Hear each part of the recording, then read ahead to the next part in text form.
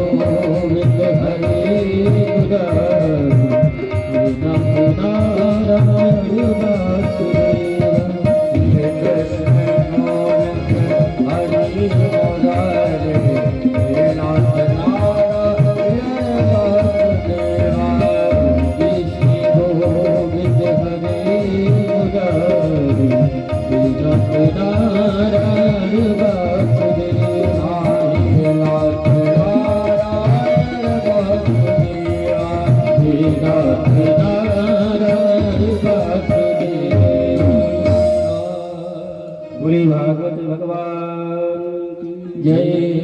नारद जी ने जब ये देखा कि भागवत भगवान की कृपा से जो ज्ञान वैराग्य वृद्धावस्था में पड़े हुए थे और ये कैसे नृत्य कर रहे हैं, सब युवा अवस्था को प्राप्त कर गए।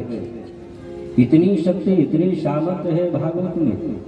नारद जी देख करके अचंभित रह गए और शरद कुमार से प्रश्न किए।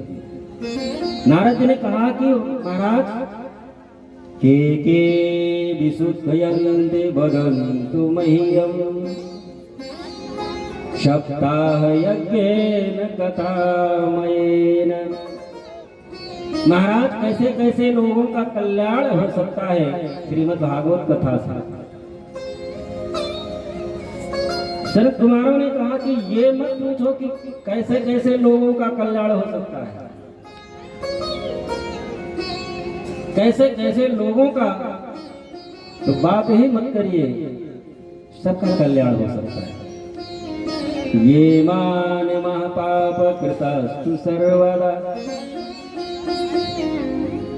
मानव जीवन में एक आध बार पाप कर्म किया उसका तो कल्याण होगा ही होगा, लेकिन ये मान वा पाप कृतस्तु सर्वदा, पूरा जीवन ही जिसका पाप कर्म करते करते ही व्यतीत हो गया हो,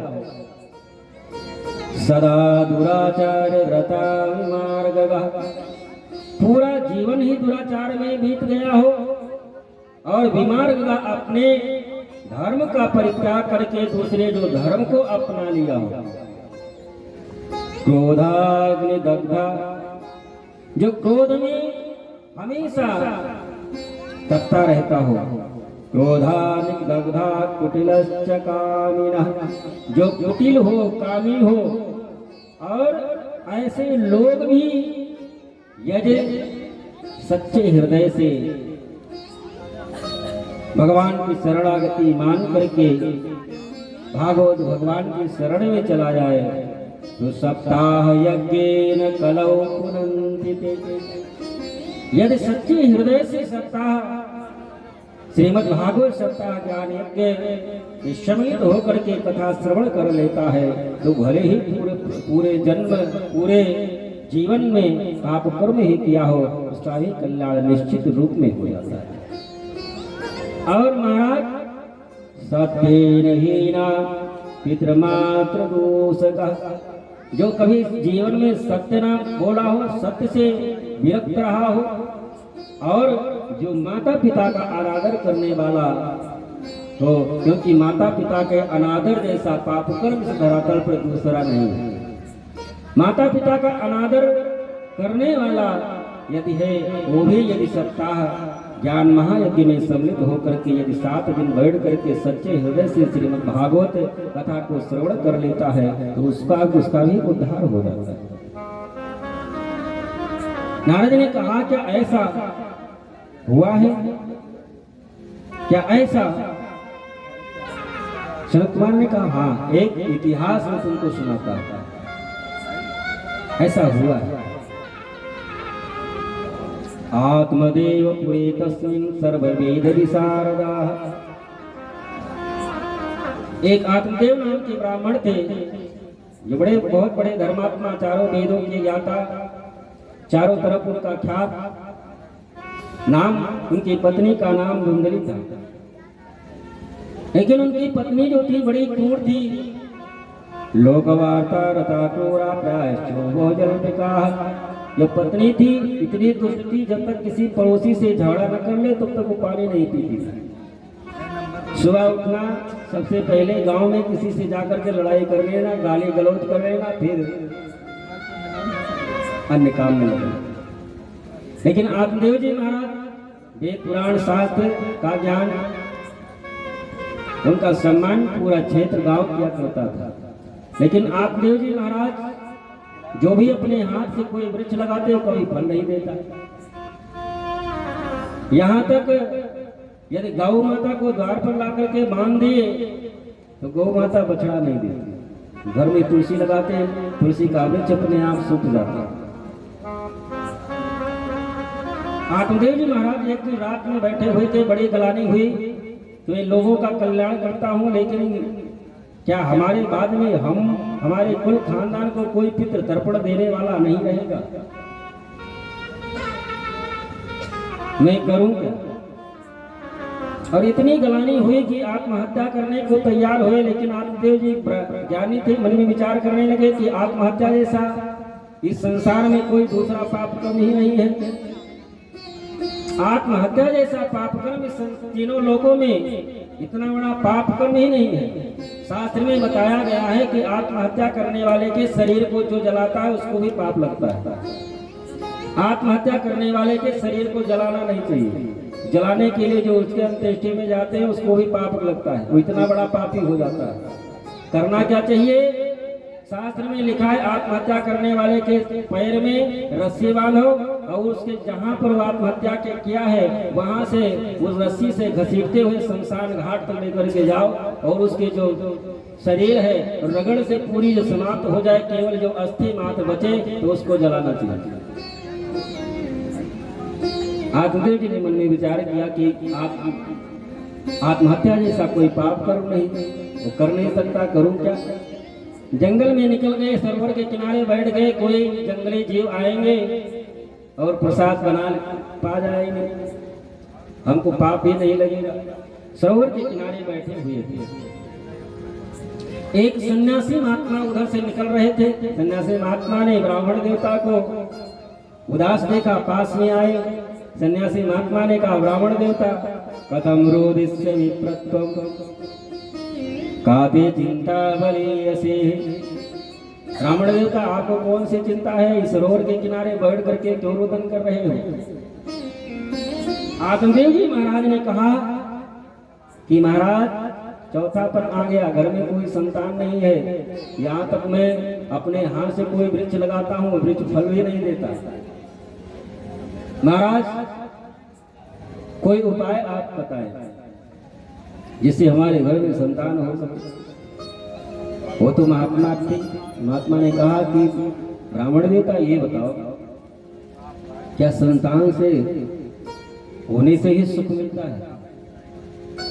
ये संतान होने से ही सुख मिलता महाराज। तो धृतराष्ट्र के 100 पुत्र थे, लेकिन अंतिम में कोई काम नहीं आया। अंतिम में 100 पुत्रों में कोई कंधा देने के लिए भी नहीं आया महाराज। और सगर महाराज के 60,000 पुत्र थे, लेकिन वो भी कोई एक काम नहीं। महाराज अंग के यहाँ बेल जैसा बेटा पैदा हो गया, और ऐसा नहीं है महाराज कि जिसके बेटा बेटी है उसी की सदगति होती है, उसी को ही सुख मिलता है। सभी बेचारी वो विवाह मंडप छोड़ करके ही चली गई थी, लेकिन शबरी को जो भगवत प्राप्ति हुई, जो सदगति शबरी की हुई, स्वयं परमात्मा आकर के उसके जूठे बेर को खाए। महाराज जटायु की कौन संतान थी, लेकिन बेटे का सुख चक्रवर्ती सम्राट महाराज दशरथ को नहीं मिला। वो बेटे वाला सौभाग्य महाराज जटायु को ही प्राप्त हुआ। महाराज जटायु का अंतिम क्रियाकर्म भगवान राम ने ही किया। जटायु को कोई संतान नहीं था। ऐसा नहीं कि जिसकी संतान है उसी को संतान सुख प्राप्त होता है। महाराज भीष्म पितामह जो आजीवन अविवाहित रहे, लेकिन अंतिम समय में स्वयं पार्वण परमेश्वर परमात्मा भगवान कृष्ण आए। जो सदगति महाराज भीष्म पितामह को प्राप्त हुई, वो हजारों करोड़ों वर्ष कठिन तपस्या करने के बाद में ही प्राप्त नहीं हो पाती। जन्म जन्म मुनि जतन कराही, अवंत राम के आवत नहीं। करोड़ों करोड़ों वर्ष बैठ करके कठिन तपस्या करने के बाद में अंतिम समय में भगवान का नाम ही नहीं मुख से निकल पाता। लेकिन अंतिम समय में भीष्म पितामह के सामने भगवान खड़े हैं, दर्शन भी दे रहे हैं। दर्शन सुख प्राप्त हो रहा है, स्पर्श सुख प्राप्त हो रहा है। भगवान बोल रहे हैं वाणी और कर्ण के द्वारा भी, 10 इंद्रियों के द्वारा भगवत रस प्राप्त करते हुए भीष्म पितामह ने अपने शरीर का परित्याग किया। सन्यासी महाराज महात्मा ने आत्मदेव जी को अनेक शास्त्रों का उदाहरण देकर के समझाया, लेकिन उनको लगे थे कि पुत्र हमको प्राप्त हो।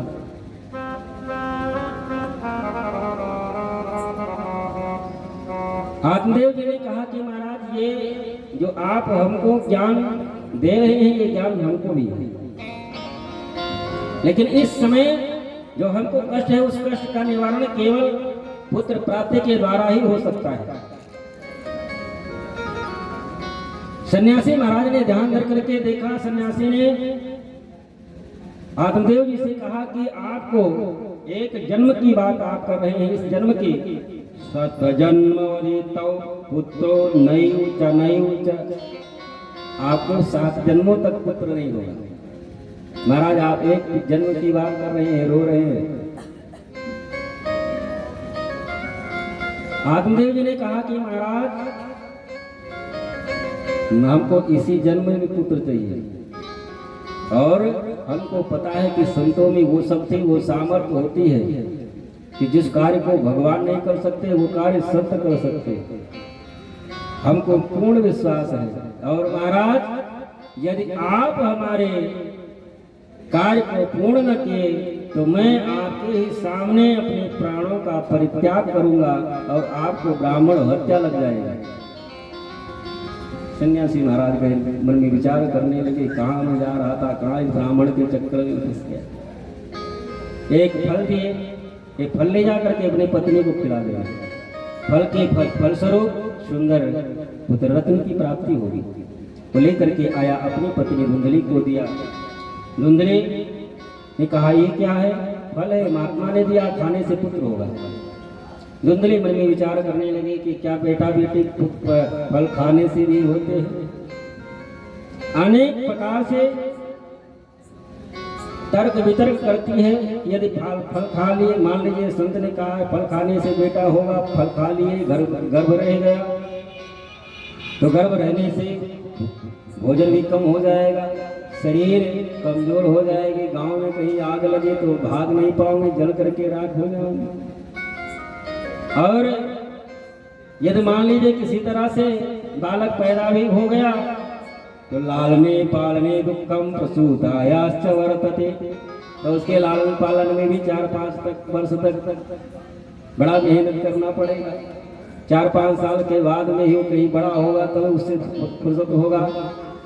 धुंधली के मन में विचार करते हैं कि हमारे हिसाब से सबसे बढ़िया बंध्या वा विधवा नारी सुखिनो चेत में मति, सबसे सुखी तो वही स्त्री है जो बंध्या है और विधवा है। वो अपना तर्क दे रहे हैं। तब तक उसकी बहन आ गई। बहन ने कहा कि धुंधली इतना मन क्या विचार कर रही, कुछ हाथ में लिए फल है, कौन लाया? मेरे पति देव, क्यों? इसको खाने से बेटा होगा।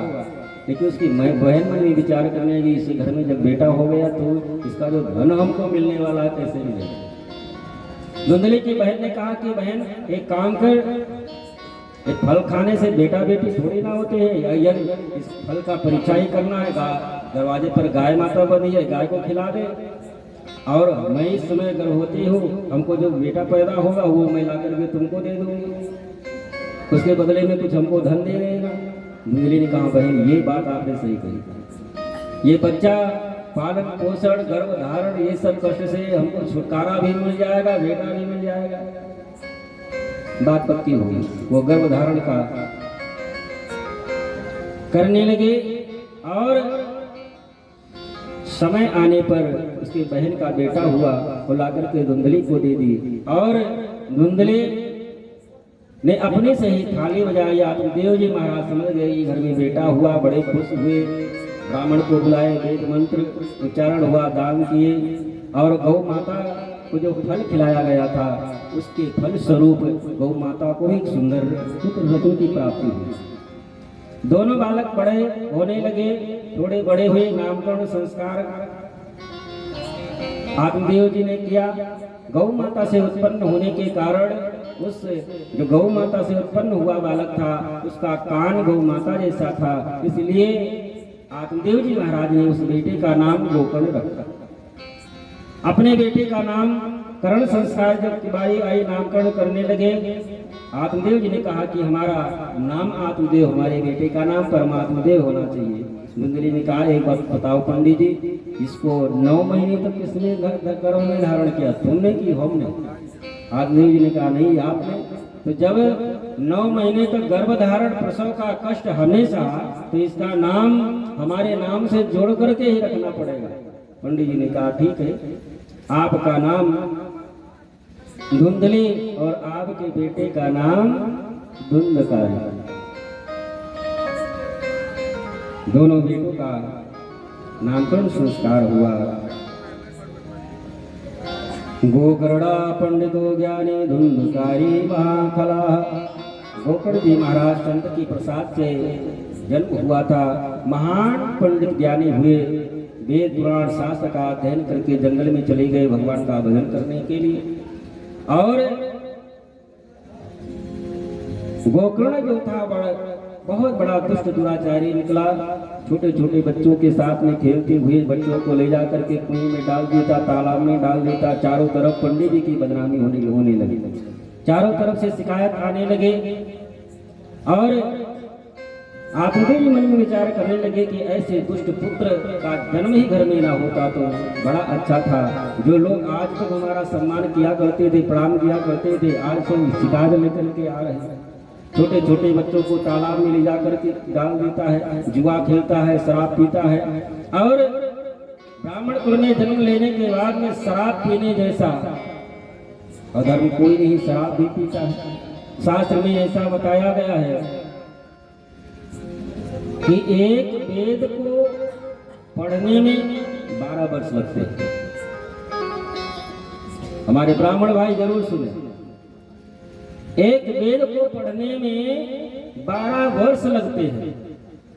12 वर्ष कठिन तपस्या करने के बाद में एक वेद का अध्ययन हो पाता है। 4 वेद हैं, चारों वेदों को अध्ययन करने के लिए 48 वर्ष कठिन तपस्या करनी पड़ती है, तो चारों वेदों का अध्ययन बढ़िया से हो पाता है। और शास्त्र में लिखा है कि 48 वर्ष कठिन तपस्या करने के बाद में यदि ब्राह्मण एक बार शराब पी लेता है तो 48 वर्ष की तपस्या समाप्त हो जाती है। वो 48 वर्ष की कठिन तपस्या ब्राह्मण के एक बार शराब पीने से समाप्त हो जाती है। और जो रोज जय जय सीताराम करते हैं उनकी तो भगवान ही रक्षा करेंगे।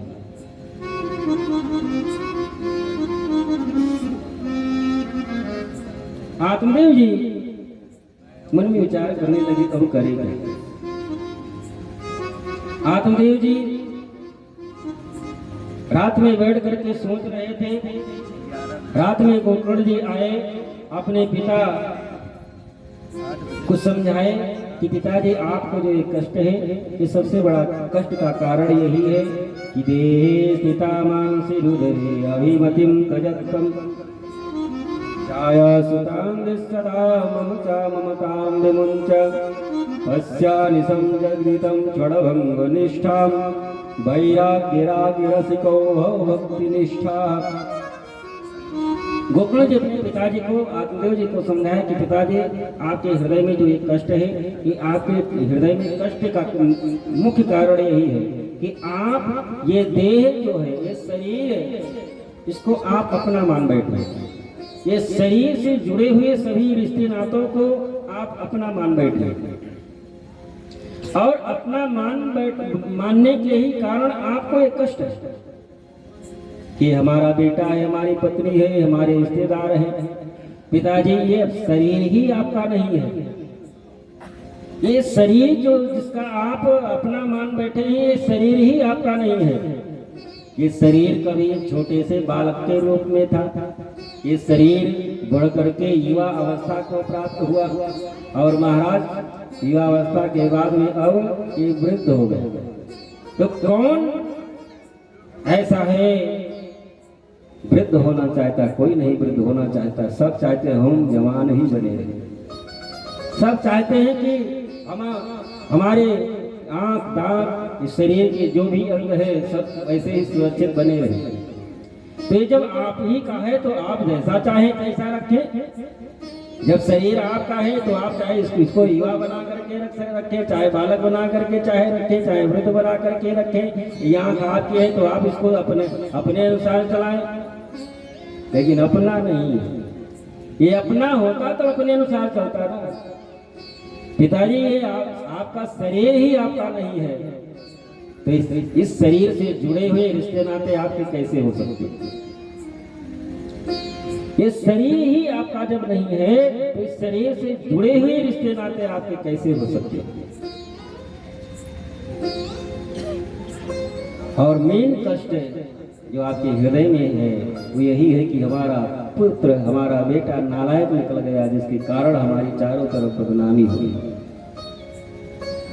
और पिताजी आप घर छोड़कर जंगल जाना चाहते हैं? क्या आप जानते हैं कि जंगल में जाएंगे तो वहां भजन हो जाएगा ना? जंगल में जाएंगे वहां भी जो घर में जरूरत है वो जंगल में जरूरत पड़ेगी।